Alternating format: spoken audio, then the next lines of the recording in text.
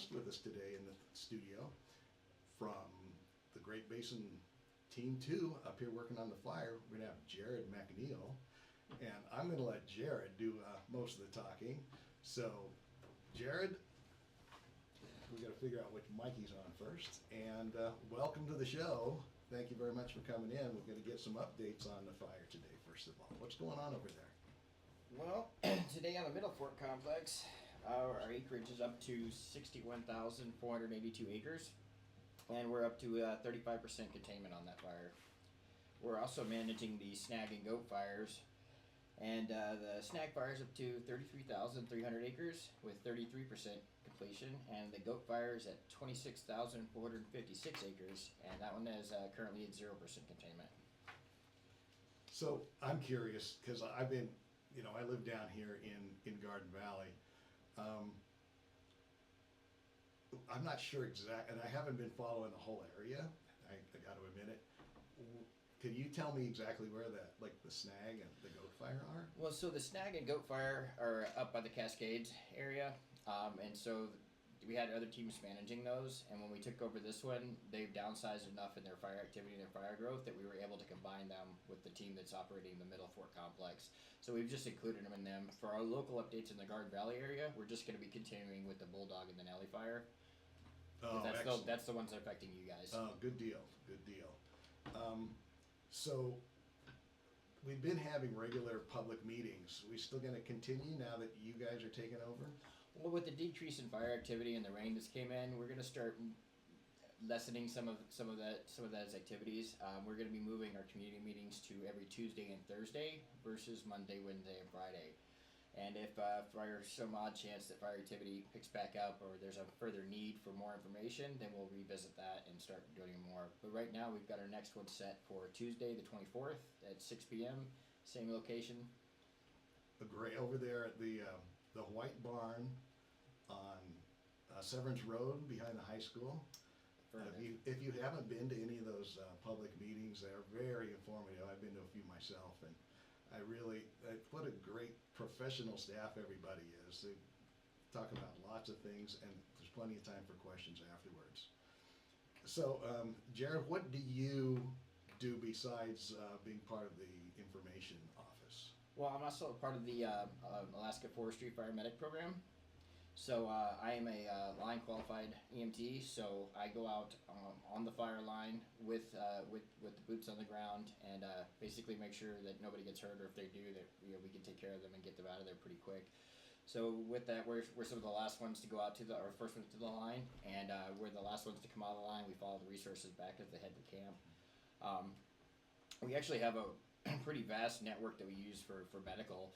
We use a lot of the local area resources, the federal resources that are around, and then we also bring in our own ambulances. So we use with them to transport to the local agencies so they can get to the hospitals. We have what's called medical unit leaders, and we have them in the field and at our main camp. And we also have RIMS teams, and they're pretty cool. They are rapid extraction or extrication module support teams, and they specialize in high and low angle rope rescue, getting in with ATVs or UTVs to extract people from dangerous environments, and they handle a lot of the real sticky stuff that we can't get people out of. So I'm assuming, obviously you're helping firefighters, but does this apply to the general public too? So if anyone is injured in our fire area, we will absolutely respond to that and get them to the next level of care so that they can go to their hospital. We do absolutely take care of any of the public in our fire area. Of course. And I'm struck the fact that you said you used local, try to get some local services. I noticed the food service does that as well. They contract up from Boise. So how does that work for medical? Well, so that's a little convoluted, but for medical, we have federal and state resources, and we order those up from all the different states and fire agencies across the country. Once we've exhausted those, then we'll move into our contractors, and we don't. There's just a list of contractors that we go through, and we start at the top and work our way down, and then research back to the top and back to the down, so that there's never any favoritism on the contractors that we bring out. And the contractors, are they providing equipment or labor? What do they do? Both actually. So we get ambulances for a lot of our ambulances are contractors. We have mobile med units that set up, so it's basically like a almost like a little infirmary there at the camp that they can go into, be fully treated, examined, whatever they need.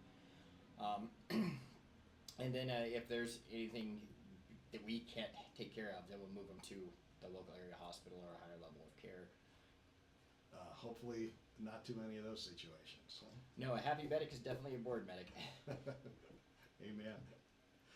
You know, we kind of left the fire a minute ago. I got out of there too early. Sorry. So obviously, since we're having fewer meetings, things are kind of calming down. Do you have any predictions?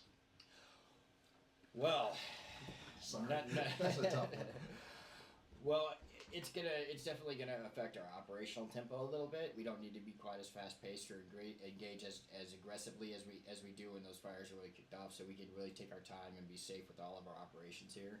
And we're expecting that downflow tempo to continue throughout our tenure here on this fire. But we're not going to be releasing any of our resources. We like to keep them in our pocket in case we need them. So it's we're in a good spot right now. All the fires have been checked up really well into old burn scars. The weather has helped a lot, so we're not expecting this fire to pick back up and run. We love hearing that. So the next meeting is Tuesday, the 24th. Anything else you want to throw in here that I may be forgetting about? No, but we just like anybody in the community to come out to attend. The more people we get, the more we feel like we actually did our job. So. And we love talking to you folks because not only do we bring information as information officers to the public, but we also take your thoughts and concerns back to the fire as well, and we address those that way. And if we don't talk to you and you don't give them to us, then we can't take care of those. So. Of course. Well, everybody here in the Valley, we really thank all of your teams that have been here.